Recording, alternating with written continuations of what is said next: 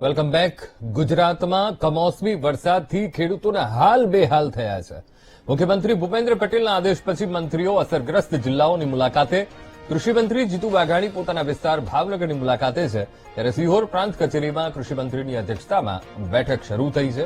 સિહોર વિસ્તારમાં થયેલા નુકસાનીની સમીક્ષા કરશે. બેઠક પછી કૃષિમંત્રી વાઘાણી અસરગ્રસ્ત કાજાવદર ગામની મુલાકાત પણ લેશે.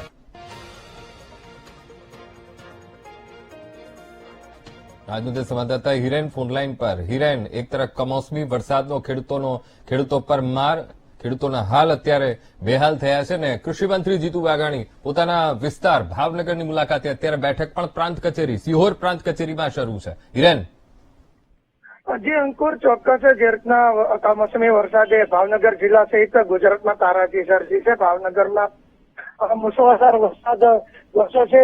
મહુવા, તળાજા, ગારિયાધાર સહિત પંથકમાં જે રીતના વરસાદ વરસ્યો છે, ખેડૂતોને માઠી અસર પહોંચી છે.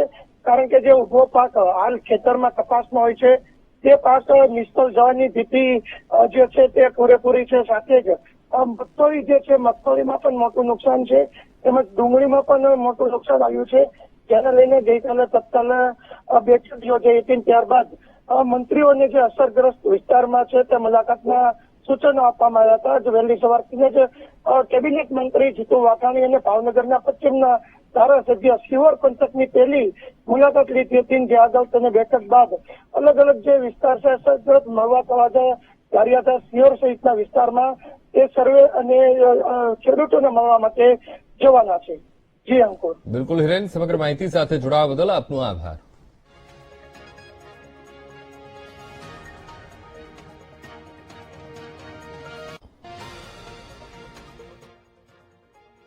કમોસમી વરસાદે ખેડૂતો માટે આફત બન્યો છે અને ત્યારે ભાવનગરમાં આવેલા ચિત્રા માર્કેટ યાર્ડમાં શેડમાંથી પાણી પડતા ખેડૂતોની સમસ્યા બેવડાઈ ગઈ છે. ચિત્રા માર્કેટ યાર્ડમાં મુહૂર્તના દિવસે જ મગફળી અને કપાસ સહિતના પાક પલળી જતા ખેડૂતોમાં રોષ ફેલાયો છે. એક તરફ કુદરતી આફત, બીજી તરફ તંત્રની બેદરકારી. આમ ખેડૂતોને બંને બાજુથી માર પડ્યો છે. દિવાળી પછી હરાજીના મુહૂર્તમાં ઘોઘા, તળાજા સહિત જિલ્લાભરમાંથી ખેડૂતો વિવિધ પાકના વેચાણ માટે ચિત્રા માર્કેટ યાર્ડમાં પહોંચ્યા હતા, પરંતુ લાંબા સમયથી શેડના અભાવ સાથે આ યાર્ડ ખેડૂતો માટે મુશ્કેલીનું કારણ બન્યું છે. ભાવનગર કૃષિ ઉપજ બજાર સમિતિ વર્ષોથી શેડના અભાવની સમસ્યાથી ઝઝૂમી રહ્યું છે. જુઓ તો શેડમાં મોટા ભાગે પાણી પડે છે. ત્યાં અમે કેટલી વ્યવસ્થા કરી, ઘરે વાળીએ, તાલપત્રી નાખે, આ નાખે, તે નાખે, પણ અહીંયા તો બધો માલ પલળી જાય છે. હવે એમાં ભેજ પણ લાગી ગયો છે. ખેડૂતો અમને ક્યાં માલ મૂકવો એ પ્રશ્ન છે. માંડ માલ ઉતરે છે, પલળી જવા છે. તમે જુઓ તો શેડમાં એક પણ શેડમાં પાણી પીડ્યા વગર રહેતું નથી, એવી પરિસ્થિતિ છે. એટલે જેને કહેવાય કે આ યાર્ડનું તંત્ર બીજાને યાર્ડ કરતા સરખામણીમાં ઘણું નબળું કહેવાય.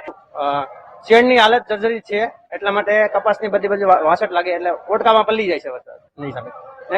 વેપારી લોકો પછી એમ કે છે કે માલ પલાળી લેવા. ખરેખર એમ પલાળતા નથી, પણ જર્જરિત છે અને પતરાઓનો શેડ છે, જર્જરિત તમે હાલતમાં જોઈ શકો છો. કેટલા શેડ છે અહીંયા ખેડૂતો માટે? ખેડૂતોમાંથી અંદાજિત 3-4 શેડ જેવું છે, 4-5 જેવું શેડ છે. પણ શું છે કે વ્યવસ્થા છે, પણ બીજા 3 શેડ છે, પણ વ્યવસ્થા છે, વ્યવસ્થિત નથી એટલી બધી બીજા શેડ કરતા. ભાવનગર માર્કેટ યાર્ડમાં હાલ 5 શેડ છે અને એ 5 શેડ ઓલા છે. એમાં એક શેડ છે જે સર્જરી છે, પણ આગામી મિટિંગમાં એનો ઠરાવ થઈ ગયો છે. એ શેડ હાવ નાબૂદ કરીને નવો શેડ ને ડોમ કરવાના છે. ના, પાણી પડતું છે. પછી શું છે કે વરસાદની હિસાબે વાસેટ આવ્યો, આજુબાજુ છે ખુલ્લું થયું હોય, એની હિસાબે છે પેલું પલળી ગયું હોય.